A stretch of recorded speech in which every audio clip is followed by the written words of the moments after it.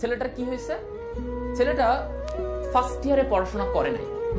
First ইয়ারে পড়াশোনা সে করে নাই, তোমাদের মতো তোমরা এখনো ফার্স্ট ইয়ার থেকে সেকেন্ড ইয়ার উঠবা অনেকে। সে ফার্স্ট ইয়ারে পড়াশোনা করে নাই, সে ইয়ার ফাইনাল পরীক্ষা দিছে। ইয়ার ফাইনাল পরীক্ষা দেওয়ার পরে সে যে তোমাদের ইয়ার ফাইনাল হয় না ইন্টার ফার্স্ট ইয়ারের পরে হয় কিন্তু কলেজে, এই পরীক্ষা দেওয়ার পরে সে দেখলো যে সে তার পজিশন অনেক পিছনে, তার পজিশন অনেক পিছনে। এখন তার কলেজের যে স্যার ম্যাডামরা ছিল, তার কলেজের স্যার ম্যাডামরা তাকে নিয়ে অনেক কথা শোনাইতো যে ছেলেটা এসএসসিতে ভালো ফলাফল করলো, করার পরে হচ্ছে যে সে এখন বোর্ড পরীক্ষা মানে ইয়ার ফাইনাল পরীক্ষা এত খারাপ ফলাফল, স্যাররা খুব অসন্তুষ্ট। স্যার বলো ম্যাডাম বলো, তার বায়োলজির ম্যাডামরা, হ্যাঁ তার অন্য কেমিস্ট্রির স্যাররা সবাই বলতেছে কি ব্যাপার তুমি পড়াশোনা ছেড়ে দিছো, তুমি এত খারাপ স্টুডেন্ট কবে হইলা, পড়াশোনা করো না, কি করবা, বড় হয়ে কি এটা হবা ওইটা হবা, কি করবা, বড় হয়ে তো কিছু করতেই পারবা না, বুয়েট মেডিকেল তো পাবাই না। তাকে নিয়ে অনেক কথা, অনেক কিছু শুরু হয়ে গেল। তার ক্লাসমেটরা তাকে বলতেছিল যে কি ব্যাপার তুই, তোর এই এত অবনতি কেন, হ্যাঁ তুই তো একটা সময় ভালোই রেজাল্ট করতেছিলি। ফার্স্ট ইয়ারে সে ইয়ার ফাইনাল দিচ্ছে, তো তুমি চিন্তা করো এই বয়সটা না এতগুলা কথা শোনার মতো ধৈর্য খুব কম মানুষের থাকে, তাই না? এতগুলা টিচার বলতেছে, বাবা মা বলতেছে, তার ফ্রেন্ডরা পর্যন্ত বলতেছে কি ব্যাপার তুই এরকম অবস্থা কেন, এই খারাপ রেজাল্ট, এই সেই অনেক কিছু বলতেছে। এখন ছেলেটা খুব কষ্ট নিয়ে ছুটিতে আসছে বাসায়। ছেলেটা মেসে থাকতো, ছুটিতে আসছে বাসায়। ছুটিতে আসার পরে তাকে হচ্ছে মানে তার বাবা মা, তারপরে তার এটা তার আত্মীয় স্বজনও জানছে, তার মামা খালা তারা সবাই জানছে। তারা জানার পরে না তাকে আবার বাসায় আসছে, কি পড়াশোনা করো না, এটা করো না, তুমি খারাপ ছেলে হয়ে যাচ্ছ, অনেক কথা। তো ছেলেটা পরে চিন্তা করলো ছুটির পরে ইয়ার ফাইনাল পরীক্ষার পরে যে ছুটিটা পেয়েছিল, সেই ছুটির পরে সে চিন্তা করলো এবার সে কলেজে গিয়ে অনেক পড়াশোনা করবে, অনেক পড়াশোনা করবে, সে সবাইকে চমকায় দিতে চাবে, ঠিক আছে, চমকায় দিতে চাবে। এখন চমকানোর জন্য তাকে অনেক পড়তে হবে, কারণ তার অনেক পড়া বাকি। সে ফার্স্ট ইয়ারে পড়ে নাই, সে ফার্স্ট ইয়ারে ঘুরে বেড়াইছে, সে ফার্স্ট ইয়ারে এই কাজ করে বেড়াইছে, অন্য কাজ করে বেড়াইছে, পড়াশোনা বহির্ভূত সকল কাজ সে করছে। এখন কলেজে আসছে, কলেজে আবার ব্যাক আসছে ছুটি শেষে, তার মনে অনেক দৃঢ় প্রতিজ্ঞা, সে অনেক চেষ্টা করে আসছে, তার মনের ভিতরে অনেক জেদ, সে সেই জেদকে কাজে লাগিয়ে সে শুরু করলো এবার অমানবিক পড়াশোনা। সেকেন্ড ইয়ার উঠে গেছে, কিছুদিন পরে সে শুনলো 2 মাস পরে প্রিটেস্ট পরীক্ষা, এইচএসসির প্রিটেস্ট পরীক্ষা। সে 2 মাসের জন্য ওই 2 থেকে 3 মাস প্রচুর পড়াশোনা শুরু করছে। এখন এই 2-3 মাস যখন সে অনেক পড়াশোনা শুরু করলো, তার ফ্রেন্ডরা তার সবাই বলতেছে কি ব্যাপার এত পড়াশোনা শুরু করছিস, হঠাৎ করে এত চেঞ্জ। তো সে কারো কথায় আর শুনতেছে না, তার টিচাররা বলতেছে, তার সবাই বলতেছে যে এত পরিবর্তন, হঠাৎ করে সে এত পড়াশোনা। দেখা গেল সে দিনে এরকম অবস্থা হয়েছিল সে 12 ঘন্টা 13 ঘন্টা পড়েছিল। কেন?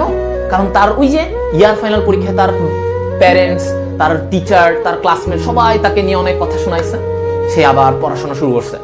সে প্রিটেস্ট পরীক্ষায়, যে কিনা ইয়ার ফাইনাল পরীক্ষায় 30তম পজিশনের দিকে, চিন্তা করো 50 জন স্টুডেন্ট ছিল তার ক্লাসে, সেইখানে সে 30তম স্টুডেন্টের দিকে ছিল, হ্যাঁ ইয়ার ফাইনাল পরীক্ষায়। সেখান থেকে সে 2 মাস অক্লান্ত পরিশ্রম করে প্রিটেস্ট পরীক্ষায় তার পজিশন আসে হচ্ছে 5th। সে প্রিটেস্ট পরীক্ষায় 5th হয়। প্রিটেস্ট পরীক্ষায় সেই যখন 5th হলো, সব টিচার এবং ক্লাসমেটদের আবার তার প্রতি নজর চলে আসলো। কি ব্যাপার, সে আবার তার আগের পড়াশোনা, তার পড়াশোনার সাইকেল চেঞ্জ হয়ে গেছে। এখন সে বই ছাড়া কিছু বুঝে না, এতদিন যা করার করছে সে এখন বই ছাড়া কিছু বুঝে না।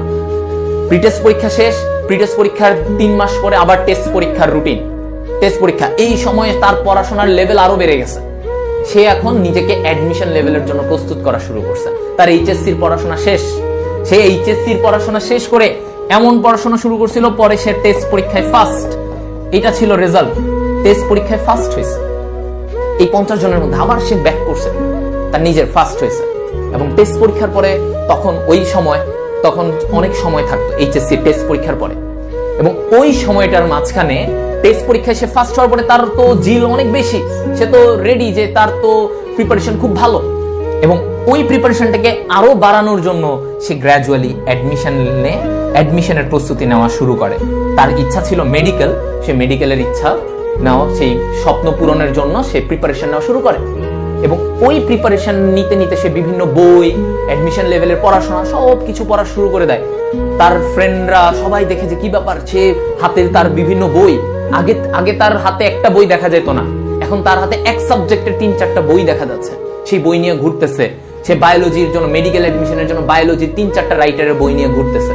সে বিভিন্ন ভর্তি গাইড এগুলো নিয়ে ঘুরতেছিল, ঠিক আছে। এবং পরবর্তীতে সে এইচএসসি পরীক্ষা দেয় এবং সে এই অক্লান্ত পরিশ্রমটা ধরে রাখে, সে ঢাকা মেডিকেল কলেজে পায়। যার কথা বলছিলাম সে আমি ছিলাম। 2016 সাল, ঠিক 2016 সালে তোমাদের মতো অবস্থা থেকে আমি গ্রো করছিলাম। পুরো ফার্স্ট ইয়ার ফাঁকিবাজি করার পরে ঠিক এই জায়গাটায় এসে গ্র্যাজুয়ালি নিজেকে রাইজ করছে, ঠিক আছে, নিজেকে রাইজ করছে।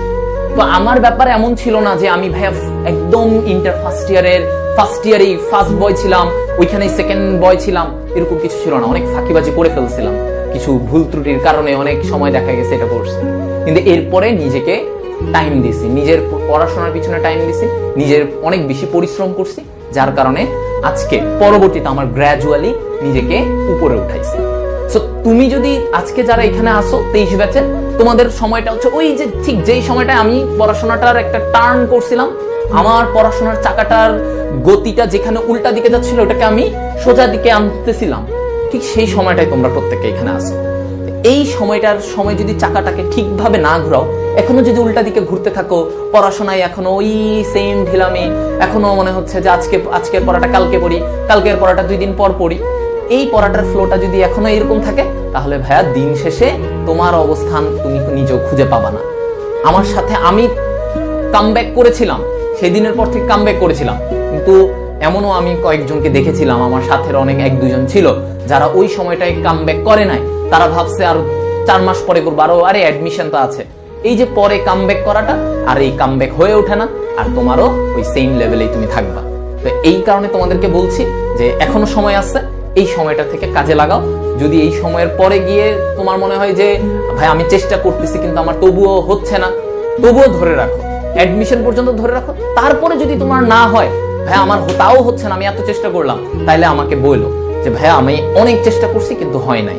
আমার মনে হয় না এরকম কারো আমি এখন পর্যন্ত রেকর্ড শুনছি চেষ্টা করার পর হয় নাই। সো অবভিয়াসলি আমরা চেষ্টা করার